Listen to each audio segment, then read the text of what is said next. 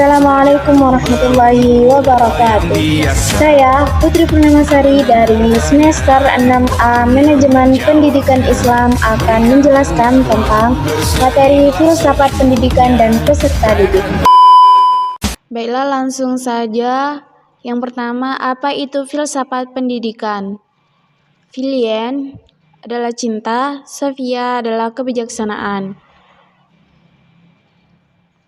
Filsafat pendidikan adalah teori paling umum tentang pendidikan, landasan bagi pelaksanaan pendidikan secara praktis.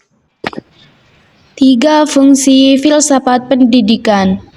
Yang pertama, memberi landasan dan arah bagi pelaksanaan pendidikan. Yang kedua, membantu pendidik memahami hakikat pendidikan secara mendalam. Dan yang terakhir, menjadi alat kritik atas asumsi yang mendasari praktik pendidikan. Hakikat pendidikan dan manusia sebagai makhluk yang dididik. Epistemologi, hakikat pengetahuan dan cara memperolehnya dalam pendidikan. Aksiologi, nilai-nilai yang ingin dicapai melalui pendidikan. Logika, metode berpikir yang digunakan dalam proses pendidikan. Baiklah, selanjutnya hakikat peserta didik. 4 perspektif filosofis tentang siapa peserta didik itu. Yang pertama, animal educandum. Manusia lahir belum lengkap, perbedaan dari hewan dan membutuhkan pendidikan untuk menjadi utuh. Hak dan kewajiban peserta didik. Berdasarkan Undang-Undang Nomor 20 Tahun 2003 tentang Sisdiknas. Hak peserta didik yang pertama, pendidikan agama sesuai keyakinan. Yang kedua, layanan pendidikan sesuai bakat, minat, kemampuan. Yang ketiga, beasiswa bagi yang berprestasi atau tidak mampu.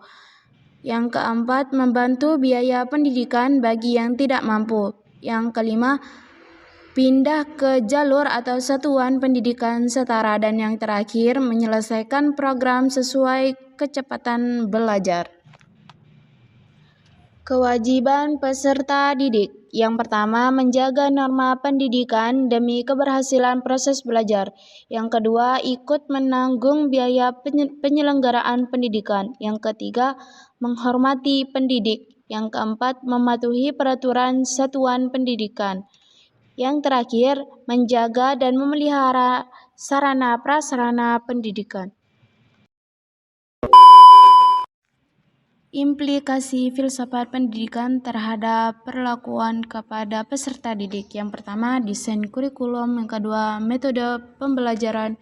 Yang ketiga, sistem penilaian. Yang keempat, hubungan guru-siswa. Dan yang terakhir, motivasi dan keterlibatan.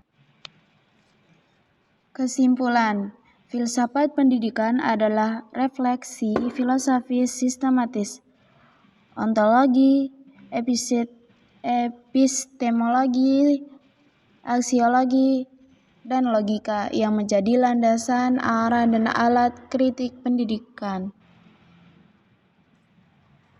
Peserta didik dipahami sebagai makhluk yang belum selesai, subjek aktif, individu unik, dan makhluk sosial.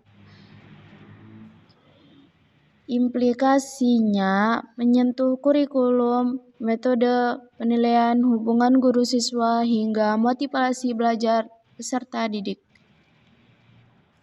Saran dan penutup. Refleksi praktis bagi pendidik dan kebijakan pendidikan.